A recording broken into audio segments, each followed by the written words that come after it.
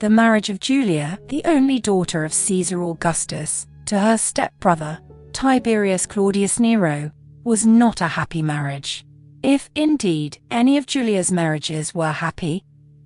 For Rome's nobility, marriage was a time-tested tool for creating political alliances deemed beneficial to the families of both bride and groom. Such marriage contracts were negotiated and prearranged between the paterfamilias of their families, without considering the feelings of those who were forced to marry. But for Julia, marriage of the elite took on a new dimension. There was not a single family anywhere in Rome that could contribute to the dignity and status of Julia's father. As head of Rome's legions, with his patrician Claudian wife at his side, Augustus more than dominated Rome's social hierarchy. And so, Julia became a trophy wife, awarded by her father to whomever scored the highest in the contest for Caesar's personal favor. Marcus Claudius Marcellus was the first man to win the prize. Marcellus was the only son of Caesar Augustus's sister, Octavia Thurina, whose household had taken on a decidedly Antonian look. By marrying Julia to her cousin Marcellus, Augustus might give the impression of unity with the sympathizers of Marcus Antonius. But the legions were not impressed, and grumbled at the idea of some patrician youngster displacing their beloved commander, Marcus Vipsanius Agrippa, the very man who had led Caesar Augustus to his many military victories. Then, Marcellus died. In order to please the legions, Caesar Augustus next awarded Julia to a man who was the same age as her father. Marcus Agrippa became the next man to accept the prize. After Julia gave Agrippa 2 sons, which her father immediately stole through adoption, Julia grabbed her daughter Julilla and followed Marcus Agrippa to the east as he took up his governorship. Julia gave birth to a second daughter in Athens, then returned home with her husband, who was needed for Caesar Augustus's invasion of Germania. However, after returning home, Agrippa's health began to fail, and before long, a pregnant Julia was widowed once again. As a widow of nobility, who had given birth to 5 children for her late husband, Julia should have been sui juris, finally free of any legal obligation to marry and produce offspring under the intrusive marriage laws her father had imposed on Rome. But the details of his own law did not apply to Caesar's daughter. Once again, ordained by her political usefulness, Julia was forced on another man. And so, even before her mourning period had ended, Julia found herself married to her stepbrother, Tiberius Claudius Nero, with whom she had grown up. Now, the 2 pawns would masquerade as spouses. Tiberius, for his part, had been required to divorce Vipsania Agrippina, Julia's former stepdaughter, and the woman he loved, all so that he could fulfill Augustus's barely concealed dynastic schemes. And yet, in spite of their disdain for one another, the pair still managed to unite the Julian and Claudian bloodlines by producing a son. But, whatever fragile bond may have formed between Julia and Tiberius after the birth of their son was immediately shattered when the frail little boy failed to thrive, eventually dying in infancy. The emotional hell that was the life of Julia's husband, Tiberius, could not conceivably grow worse, but it did. Tiberius's brother, Drusus, died suddenly and suspiciously from an infected leg wound received while on campaign in Germania. And by the time the body of Drusus was cremated and placed within the mausoleum of Augustus, Julia's marriage to Tiberius was no marriage at all. Just a legally binding arrangement that suited Julia well. During her marriage to Marcellus, a union thought to epitomize the future of Rome, Julia had become the central socialite of a new brand of society clique. Comprised of the young adults who belonged to Rome's new and powerful post-Civil War families, this first generation of peacetime children attended the most elegant soirees, philosophical lectures, public pantomimes, and readings of poetry by upcoming authors hoping to gain their financial patronage. It was at one such function, probably while holding court as musicians played their tibias, cymbals and drums, accompanied by the libretto of singers, and while guests lounged on dining sofas, washing down culinary delicacies with expensive Falernian wine, that Julia met the young scion of a great, but long-forgotten house. He went simply by Sempronius Gracchus, the best way to advertise his most famous ancestors, the brothers Gracchi. Sempronius was a relative of Julia's half-brother, Publius Cornelius Scipio Mossellinus, whose Cornelian ancestors had intermarried with the Sempronii Gracchi for generations. Exactly when the affair between Julia, the life of the party, and the dashing Sempronius Gracchus began, is uncertain. However, by the time she was married to Marcus Agrippa, Julia's many pregnancies functioned as a convenient cover for her promiscuity. When those in her clique marveled that all her children looked like Agrippa, Julia was heard to joke that it was because she only took on passengers when the hull was already full.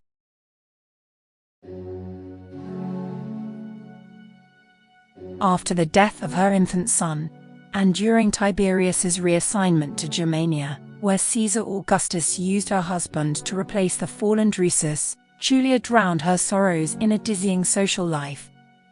Her return to the social clique, along with her overindulgence in wine, music and good times, became the stuff of dinnertime humor for her nonchalant father, Augustus, who reproved the behavior of his spoiled daughter with a dismissive shrug, saying only, "I have two wayward daughters, Julia and Rome."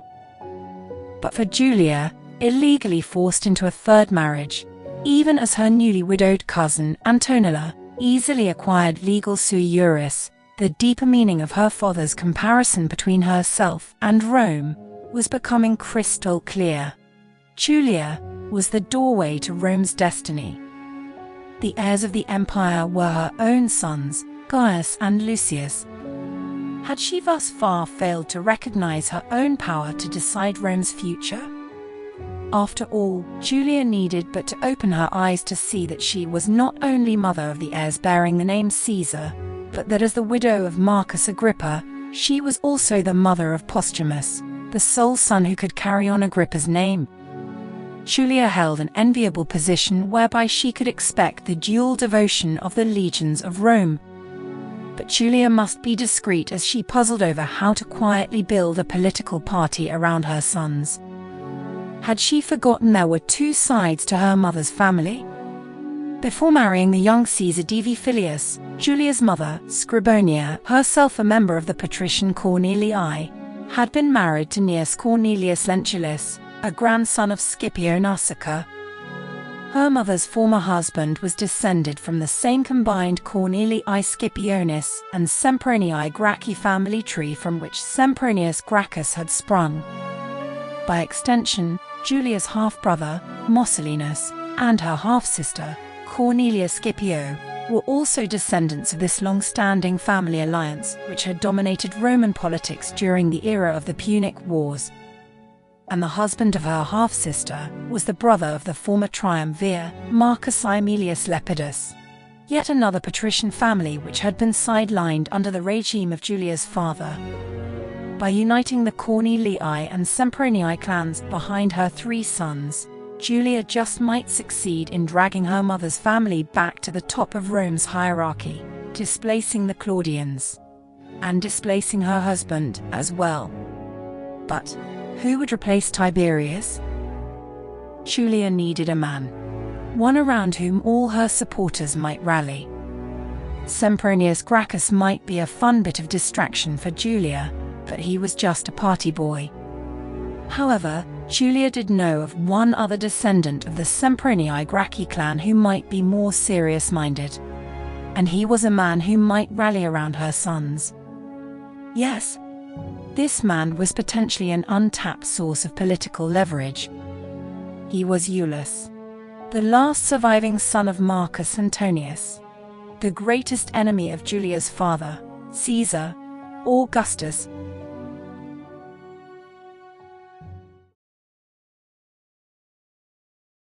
For the last surviving son of Marcus Antonius, life in Caesar Augustus's Rome was complicated.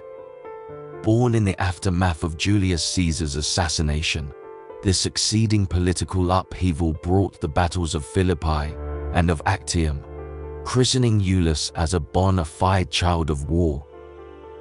Iulus fled Rome with his mother, Livia, the second wife of his father, Marcus Antonius, following her daring military coup against Caesar Augustus.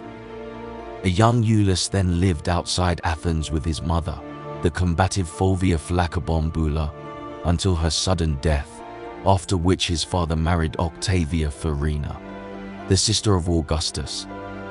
For the first time in his life, Iulus and his older brother Antonius had a mother who cared more for her children than for the pursuit of political hegemony.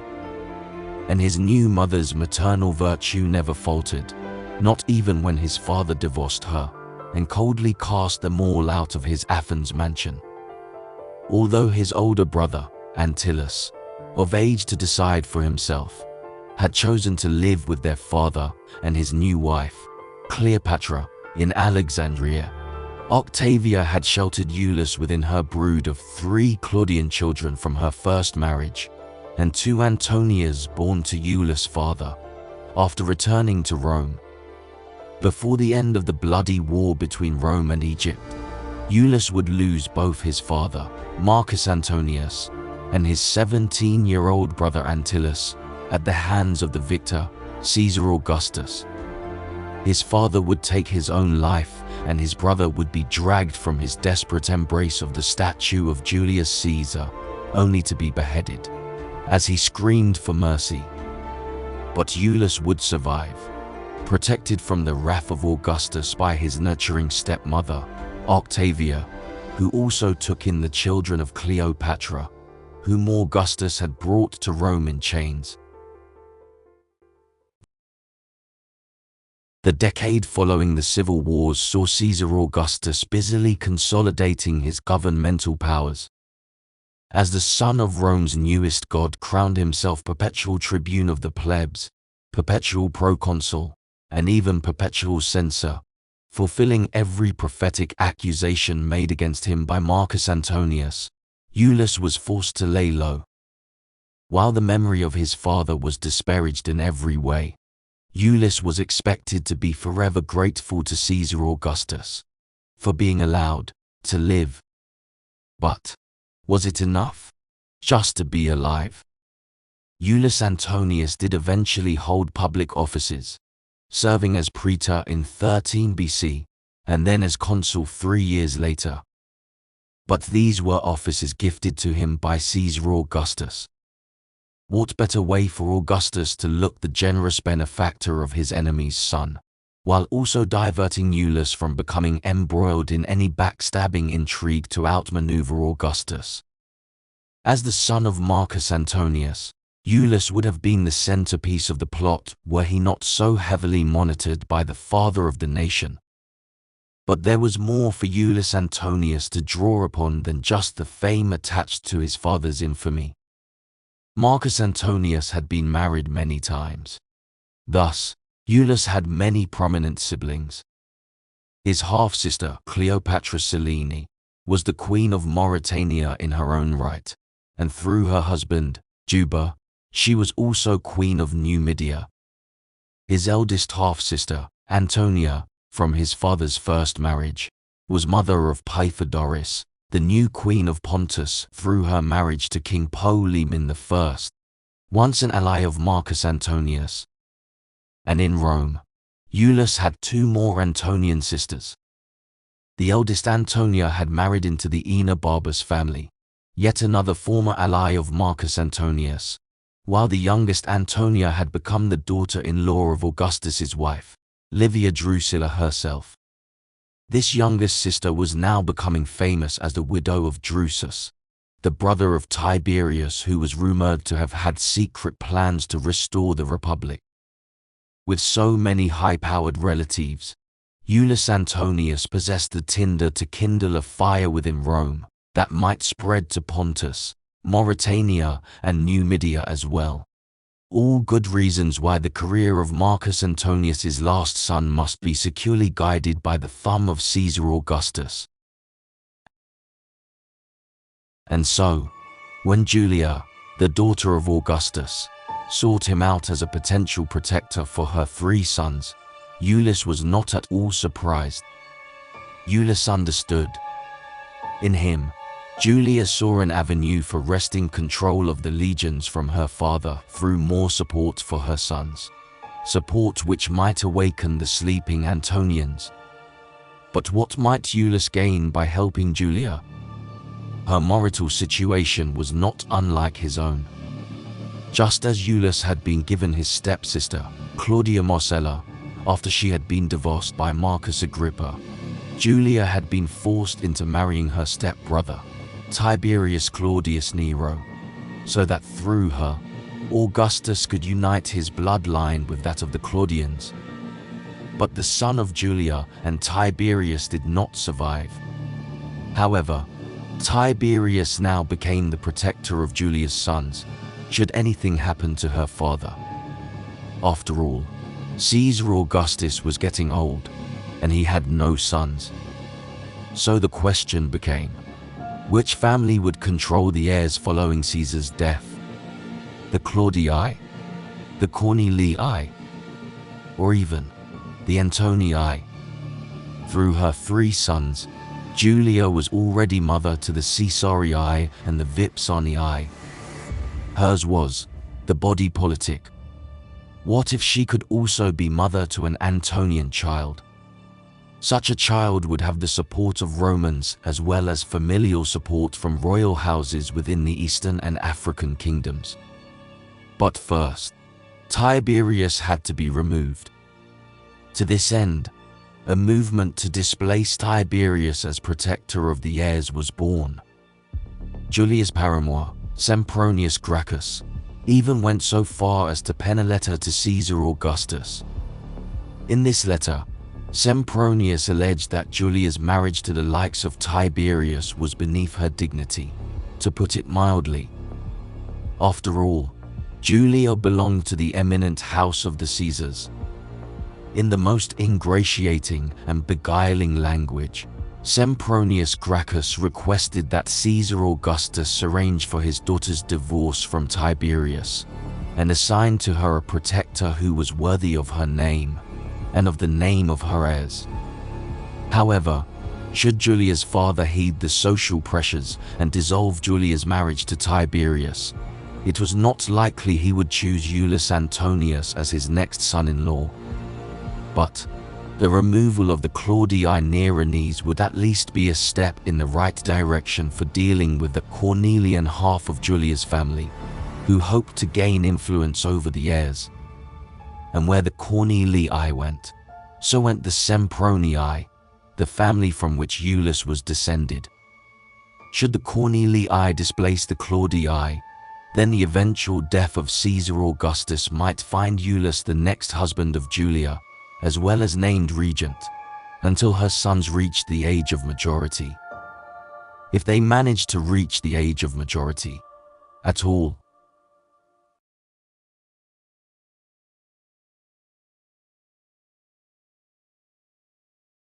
It was the year 6 BC. Tiberius Claudius Nero, the son of Livia Drusilla and stepson of Caesar Augustus, could bear no more.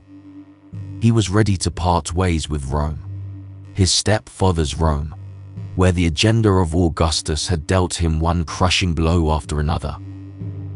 On the altar of Augustus, he had been forced to sacrifice his marriage to Vipsania, a woman he loved, that he might marry Julia, his stepfather's lusty daughter. And even when that union had briefly fulfilled the wishes of Augustus, bearing him a grandson, it only brought more pain to Tiberius when the child died in infancy. Then, without skipping a beat, the sword of sorrow had pierced him again. Under a cloud of suspicion, his beloved younger brother, Drusus, had died suddenly in Germania. Yet, despite a personal life fraught with disappointment, Tiberius had continued to advance politically. for his role in the annexation of Noricum, and for his successful military campaigns along the Danuvius River. Tiberius had been awarded an ovation in 9 BC. As was expected of his wife and mother, both Julia and Livia Drusilla had performed their social duties, entertaining the wives and daughters of Rome's most important men. However, by 7 BC, when Tiberius was awarded a second ovation for victories in Germania, which he had achieved after replacing his late brother, only his mother did the entertaining. Julia was nowhere to be found. Something had caused this unpredictable wife of Tiberius to re-evaluate her social priorities. Julia had turned her sights to a new social group. This fresh coterie was made up of her mother, Scribonius Cornelian and Sempronian relatives, and also attracted members of the Aemilii and the Quinctii families, who had been sidelined by the rise of Caesar Augustus. But it was the inclusion of Appius Claudius Bulcher that made the new clique immediately popular with the city plebs, whose symbolic benefactors were the deceased grandparents of Claudius Bulcher, Fulvia Flacobambula and Publius Clodius, Rome's most historically controversial tribune of the plebs. But Tiberius stood staunchly on the other side of that controversy. Serving as consul for the 8 BC year, his first day in office brought a clear political statement of his preference for the rule of the senatorial elite over that of the populists. By calling for the restoration and reconstruction of Rome's Temple of Concord, he had aligned himself with the consul Opimius, who had restored the temple some 113 years earlier, after sacrificing the populists of his day to the goddess. In 121 BC, at the behest of Opimius, Gaius Gracchus, Fulvius Flaccus, and hundreds of others were massacred before Concord's temple was rebuilt in thanksgiving for the return to senatorial supremacy. In Tiberius, also, beat the heart of an oligarch.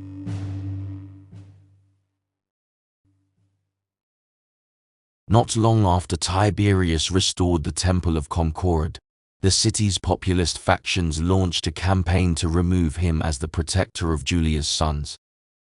Sycophantic letters were written to Caesar Augustus insisting Julia be allowed to divorce Tiberius and marry a man deserving of the consummate name of Caesar. After all, these letters argued, apart from Tiberius and his late brother Drusus, whose consulships were but magnanimous gifts from Augustus himself, no Claudius Nero had been found worthy to hold the fasces in over 200 years. But far from being swayed by the opinion of the people, Tiberius's stepfather instead doubled down. For the 6 BC year, Caesar Augustus impelled the Senate to grant Tiberius the tribunicia potestas for a lustrum, a period of 5 years. The tribunician powers were those previously held by Marcus Vipsanius Agrippa, naming Tiberius an equal partner with Augustus in the governing of the empire. But those who wished to see Tiberius removed from power could also double down. And they did. During the elections for the 6 BC consulships, this contingent elected a 14-year-old boy to the highest office in the land, though he still wore a child's bulla pendant around his neck for protection from evil spirits, and had not yet donned his adult toga. The primary heir of Augustus was elected senior consul, the heir he had forcibly adopted from his daughter Julia and the deceased but cherished Marcus Agrippa, whom Augustus now sought to exchange for Tiberius in the public's affections. Yet the public failed to cooperate, giving Augustus only flattery by choosing his inexperienced grandson over a Claudian man with military, political, and diplomatic experience. But Caesar Augustus was not flattered. The father of the nation was now displeased, dismayed, and strangely uneasy. He not only chastised and rebuked the Roman people for what they had done, he criticized the actions of his grandsons as well. From the rostra, Caesar Augustus prayed, Never again should such circumstances arise, as happened to me, that a consul should be elected before the age of 20. Like willful children, the Roman people insisted that Caesar Augustus let the election stand. One should not be consul, replied Augustus, eyes turning towards his petulant grandsons, until one can avoid error himself, and resist the impulses of the populace. Resist the impulses of the populace. Augustus had spoken volumes. It was in the impulses of the populace, and not in the mind of a 14-year-old, where the idea of running for the consulship had originated. And, in case any adult Roman mind needed confirmation, that Gaius had even attended the elections had satisfied a necessary prerequisite for winning. But to the 11-year-old brother of Gaius, it must have seemed that challenging authority had been given the green light, as Lucius had been caught entering a theatre without an adult escort, an indication the young boy was sneaking out of the home. It might have surprised both Gaius and Lucius, but even the authority of Caesar Augustus had boundaries. Although he could recommend which candidates should stand for elections, he did not have the power to outright refuse the will of the people. And so, in response to the election of the 14-year-old Gaius Caesar in 6 BC, the stepfather of Tiberius struck a compromise. Caesar Augustus allowed the election to stand, but officially postponed Gaius taking active possession of the office until he reached the age of 20, at which time he could fulfill his elected role as consul of Rome. But Tiberius had gotten the message loud and clear. All the messages. Not only had the public indicated its preference for Caesar's heir, but it also seemed as if Caesar Augustus had granted the tribunicia potestas to Tiberius as a means of punishing his disobedient grandsons. With his wife Julia working against him, and his stepfather invested only in the careers and reputations of Gaius and Lucius, Tiberius came to understand that he would never share the kind of equal partnership with Caesar Augustus which Marcus Agrippa had once enjoyed. Tiberius was a placeholder, a glorified babysitter meant to fill the void should Caesar Augustus die before Gaius and Lucius were mature enough to take the reins of government. And with that, Tiberius made the decision to withdraw from public life and to leave Rome. He formally requested permission to pursue his philosophical and literary interests on the island of Rhodes, the same island where Julius Caesar and Marcus Tullius Cicero had received such extensive educations. But Caesar Augustus refused Tiberius the right to leave. Augustus needed Tiberius in Armenia, where he meant for him to take up command of the East. But Tiberius was resolute and would not be swayed.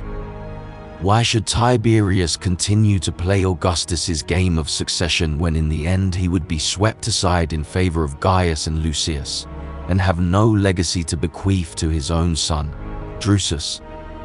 And Julia, his wife, amidst whispers of affairs and inappropriate drinking parties, had deliberately sabotaged him through her maternal family, without a word from her father, apart from nonchalant jokes about her naughty behavior. But worst of all for Tiberius was witnessing the woman he loved, Vipsania Agrippina, pregnant again with her new husband's 5th child. Enough was enough. It had to end. And so, Tiberius stopped eating. For days he refused to take any nourishment. Finally, on the 4th day of his hunger strike, and likely in response to the tearful pleas of his wife Livia, on behalf of her despondent son, Augustus relented. He gave Tiberius permission to go to Rhodes and study, but Augustus was not happy about it. In the Forum Romanum, within the Senate, and most assuredly into the ears of a desperate and fearful mother, Augustus raged over the desertion of the ungrateful Tiberius Claudius Nero. Tiberius, however, did not care. He departed Rome at once and booked passage on a ship from the port of Ostia. But, just as his ship was about to launch, an urgent message reached him from Rome. Caesar Augustus had fallen deathly ill. Once again, the father of the nation appeared to be at death's door. Tiberius delayed his ship's launch, but did not return to Rome. Instead, he waited. Eventually, Tiberius, who remained on board his moored ship, received the news that Caesar Augustus had recovered. Tiberius made ready to depart. But, before he sailed out of the harbor, Tiberius dispatched a statue of Hestia, or Vesta, the goddess of the hearth with whom his mother Livia was closely associated, to the Temple of Concord. This statue, erected in the temple, was a subtle reminder to his mother, Livia Drusilla, not to abandon her son. Then, he ordered the anchors of his ship pulled up, and Tiberius sailed out of Ostia and into self-imposed exile.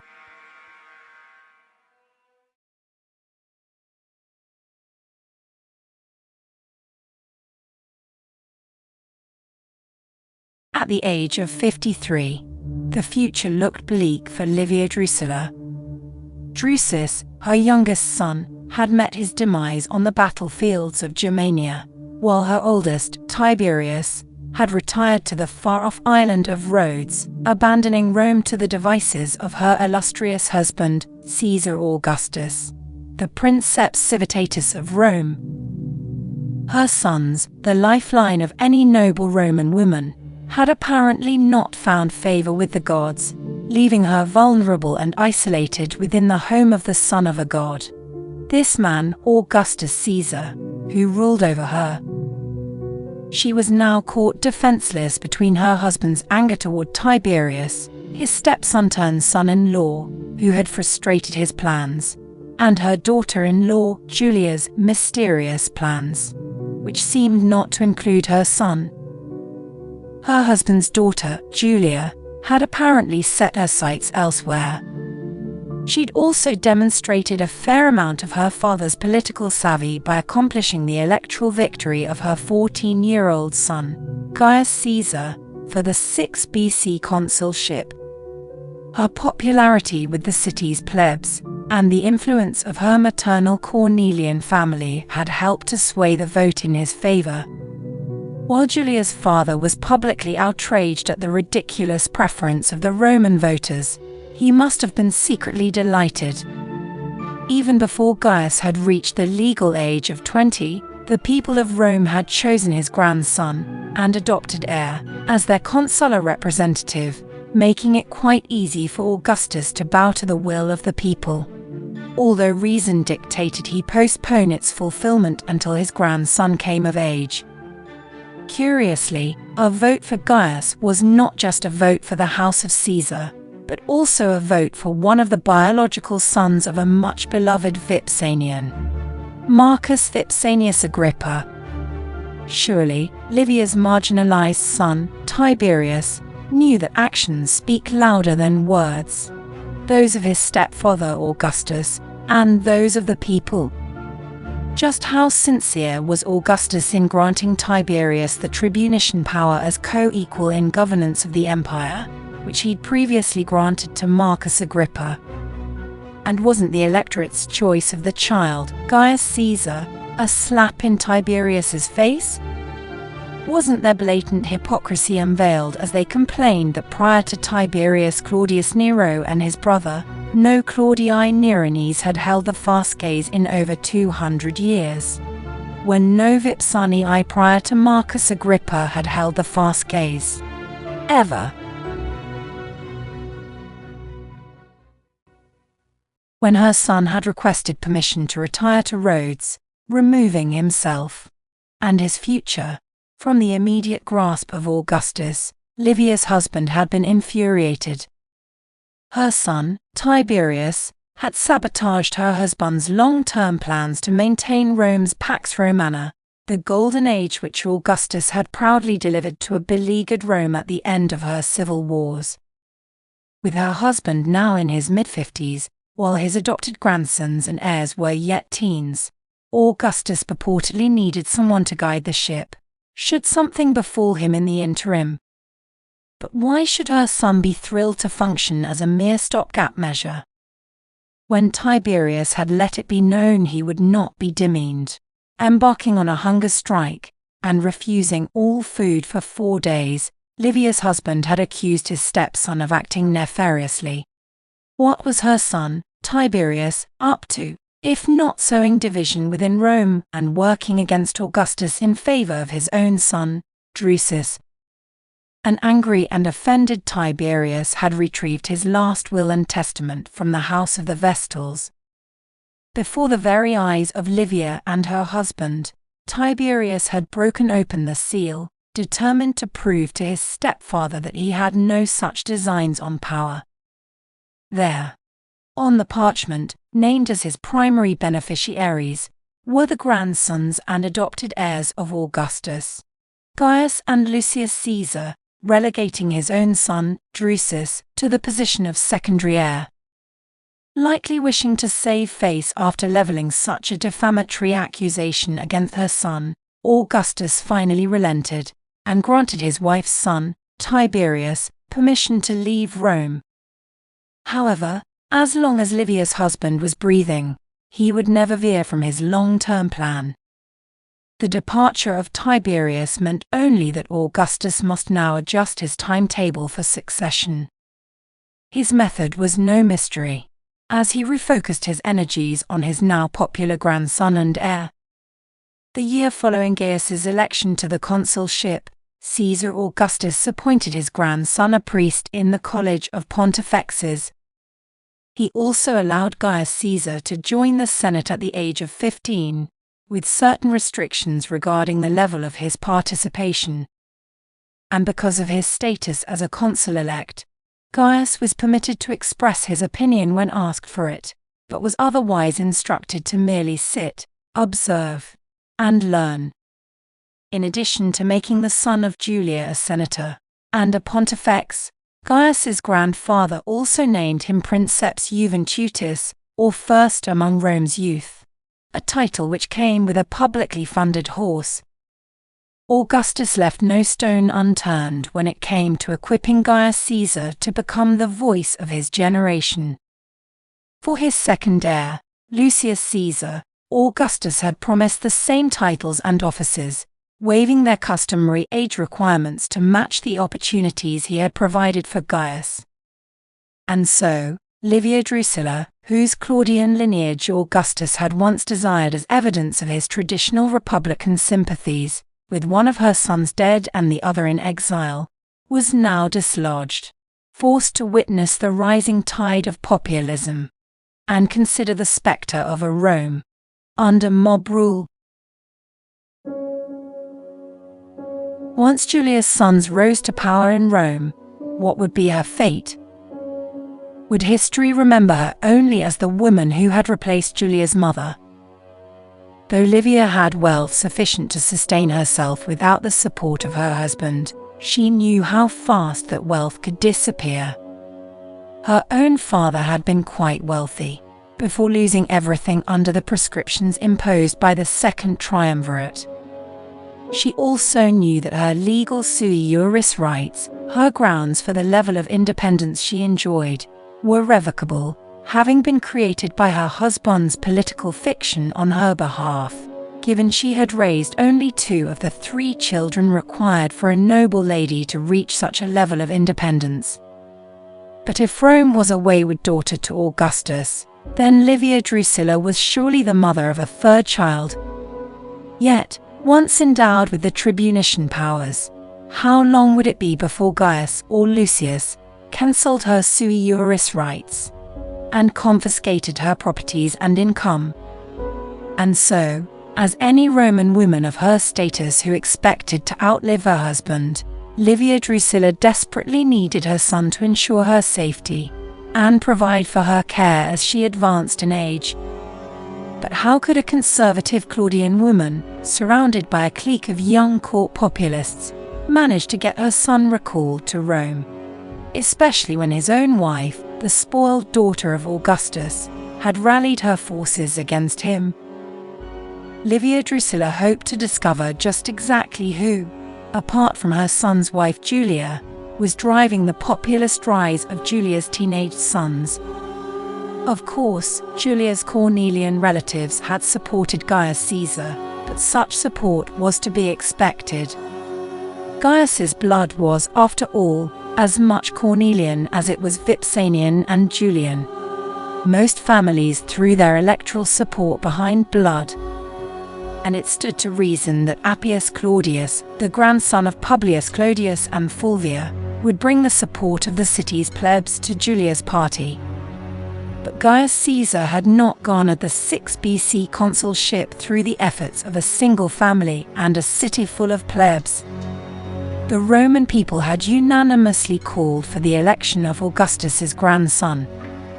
So just who was it that might have had enough leverage to unite multiple families in a vast political alliance? And what was being promised in exchange for their support? Livia needed a covert ally. She needed someone who could easily blend in with her daughter-in-law, Julia's crowd, but who also had nothing to gain by the rise of Julia's sons. And then it dawned on her. Livia Drusilla was not alone after all. The mother of Tiberius came to the realization that in the widow of her late younger son, Drusus, she had a natural ally. Antonia was not only mother to 3 Claudian children, but she was a daughter of Marcus Antonius. And in the coming Rome of Julia's sons, such a woman's children could expect little in the way of political preference. Those children, Germanicus, Livia, and Claudius, would all be cast aside in favor of the blood descendants of Caesar Augustus. With their father, Drusus, deceased, and their mother, Antonia, doggedly resisting Augustus's every attempt to marry her off to a new man, Livia suddenly saw her path forward. These Claudian grandchildren shared her plight. Only through her son, Tiberius, could any of them hope to rise.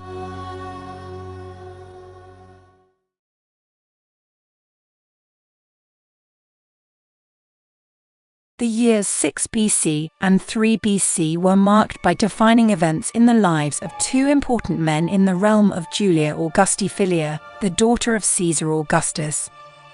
Onlookers may have wondered as the one man, Julia's husband, Tiberius, exited Rome's stage in 6 BC, while the other, the last living son of Marcus Antonius, Iulus Antonius, walked back onto the stage in 3 BC. Whereas Tiberius had abandoned Rome, retiring to the island of Rhodes, Iulus had returned from his proconsular governance of the province of Asia. Julia had her ambitions, and she knew just how to connect the dots. It was to Julia's advantage that it was not her father, Augustus, who controlled Anatolia, but Rome's Senate.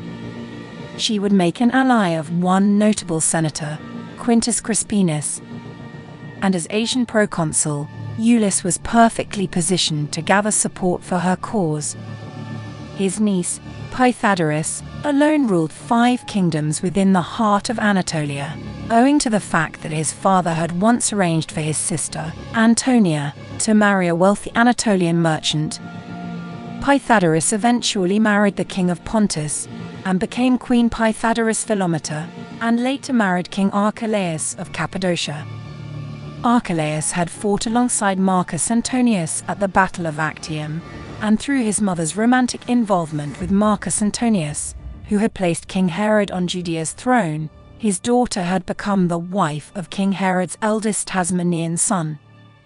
It was only after the defeat of Antonius and Cleopatra that Herod had thrown his support to Julia's father, Augustus. And when tensions arose between her father, Augustus, and her late husband, Marcus Agrippa, the Judean king's lukewarm relations with her father began to show. It was solely with the help of Agrippa that the king constructed a new cosmopolitan city and major naval port. The east was clearly not the domain of her father, Augustus, but of the Antonian relatives of Iulus. Iulus had returned to Rome, confident of some support from his eastern relatives. Meanwhile, Julia's own Cornelian family, who were allies of the Sempronian relatives of Iulus, had helped her to drive Tiberius out of Rome. Although she had thus far failed to secure for herself a divorce from Tiberius so that she could marry Iulus Antonius, her father had unknowingly played into her hand by his constant refusal to allow Tiberius to come home to Rome. And with her one-time paramour, Sempronius Gracchus, having won election as a tribune of the plebs for the 2 BC year, the stage was now set. Through the efforts of a nephew of Iulus, Appius Claudius, the grandson of Fulvia, and Publius Clodius, the city plebs, and a large contingent of the equestrian class now backed Julia's son, Gaius Caesar. Even though he had been elected to the 6 BC consulship at the tender age of 14, Julia's senatorial ally, the virtuous Quintus Crispinus, not only gave his own support to the lad, but was then joined by other approving senators for power to pass directly to Julia's eldest son, escaping and utterly bypassing any possibility of Claudian interference from her stepmother Livia's camp. All that remained was to garner the support of the Praetorian Guard. And that was a task for Iulus Antonius. With the Praetorian Guard behind them, Julia's father could be coerced into allowing her to divorce Tiberius and to marry Iulus, thus paving the way for the ongoing dynastic duties her father had first thrust upon her at the age of 15. Only now, it was Julia who would decide. "My father may forget that he is Caesar," Julia was heard to say, "but I never forget that I am Caesar's daughter." Then, Julia learned just exactly what it meant to be Caesar's daughter. The Praetorian liberators of her imagination were suddenly her Praetorian oppressors. Her villa became her prison as they surrounded it, trapping her there so that none could get in, and she was not permitted to go out. Her own arrest was the catalyst. Other arrests took place all over the city, as her father consulted with the Senate, opening investigations into her conduct. Julia was now forced to wait, alone and anxious, as word of proceedings trickled into her gulag. Where was Iulus? Where were her sons? From the island of Rhodes, even Tiberius had received word of his wife's arrest, spurring him to send letters to Julia's father, pleading for clemency on her behalf. Eventually, an important document arrived for Julia. It was a formal writ of divorce from Tiberius, but it was written in her father's hand.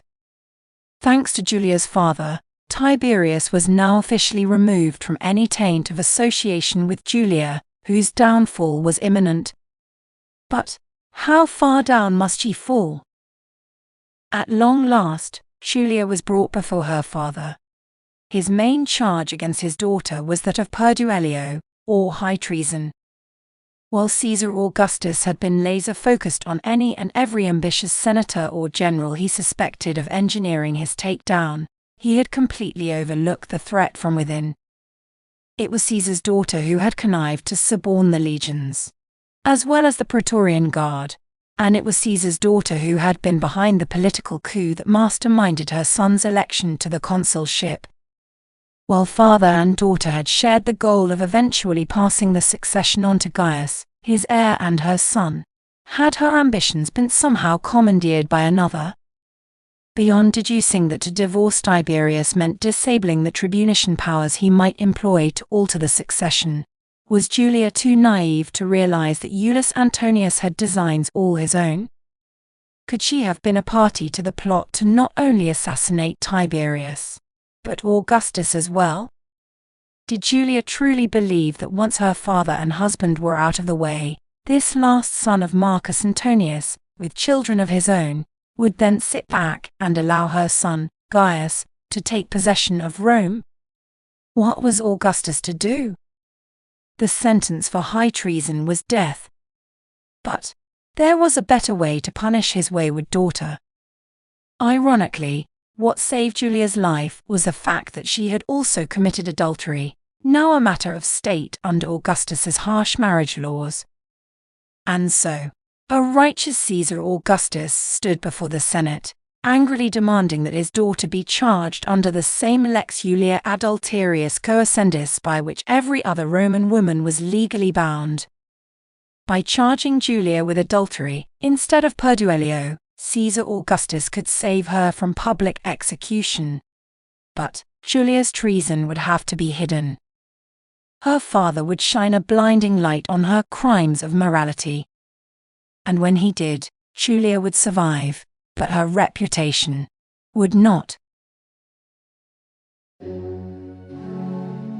Julia's political party had once decorated a statue of the god Mossius, a Roman symbol of liberty, which stood on the rostra in the Forum Romanum.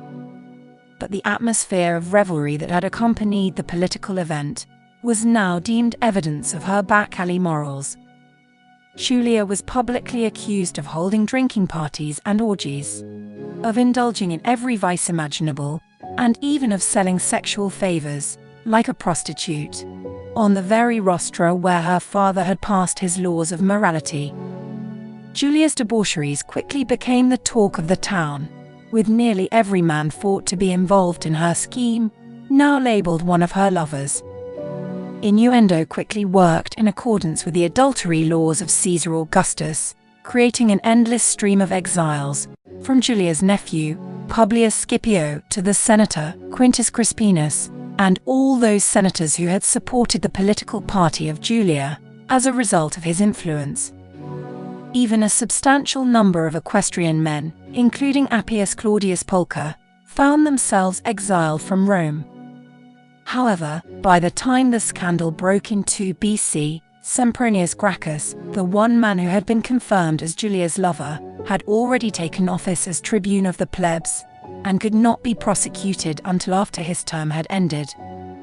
But when it ended in 1 BC, Gracchus also was exiled. Julia's father had been forced to clean house. The only person to escape exile was Iulus Antonius. Iulus, accused of plotting the assassination of Tiberius and Augustus, 2 Roman magistrates endowed by the Senate with tribunician powers, was charged with the dreaded perduellio, high treason. But before he was to face execution, Iulus Antonius took his own life. Julia, the daughter of Caesar Augustus, found herself exiled to the island of Pandateria, lying approximately 25 miles off the Campanian coast. A long and narrow island filled with overgrown grapevines, Pandateria stretched for a length of 2 miles, but was only about 800 meters in width, a metaphorical tribute to the shrinking world of Julia Augusti Filia. Caesar Augustus had seen to it that none but the most unattractive among men would be chosen to guard his daughter Julia. And to make absolutely sure this island filled with grapevines would hold no naughty delights for his intemperate daughter, she was permitted no wine. Any requesting to visit Julia on the island of Pandateria were required to apply personally to Caesar Augustus, then submit to an examination of their persons which recorded every detail of their physical appearance, including eye and hair color, size and body type, and even the exact placement of moles or other bodily irregularities. For her role in her daughter's political coup, Scribonia Libo, whose grandson Scipio was also banished from Rome, was sentenced to join her exiled daughter on Pandateria. But Scribonia's banishment was presented to the public as the personal request of a sorrowful mother who regretted not having raised her daughter properly. Caesar Augustus must act cautiously, lest the people of Rome come to recognize the vulnerability of their princeps, giving rise to future attempts to supplant him. Immediately following the banishment of Julia, Caesar Augustus arranged the marriage of his grandson, Gaius Caesar, to the daughter of Antonia Drusa, the half-sister of Iulus Antonius. Although Claudia Livia, also known as only Livilla, was also the granddaughter of his wife, Livia Drusilla, her value as a daughter-in-law had only to do with the familial ties of her mother Antonia, who quickly became known as the favorite niece of Augustus. Antonia also suddenly replaced her treasonous half-brother, Iulus, as the offspring of Marcus Antonius, through whom Anatolia's royal families might officially deal with Rome. Thus, the grandchildren born to Herod the Great through his Hasmonean wife, Miriamne, and through Glaphyra, the daughter of King Archelaus of Cappadocia, were all sent as hostages to Rome, there to be reared and educated in the home of Antonia Drusa herself.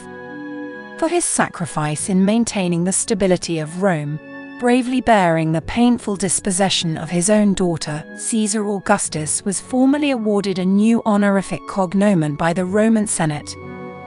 He was officially named Pater Patriae, or Father of the Fatherland,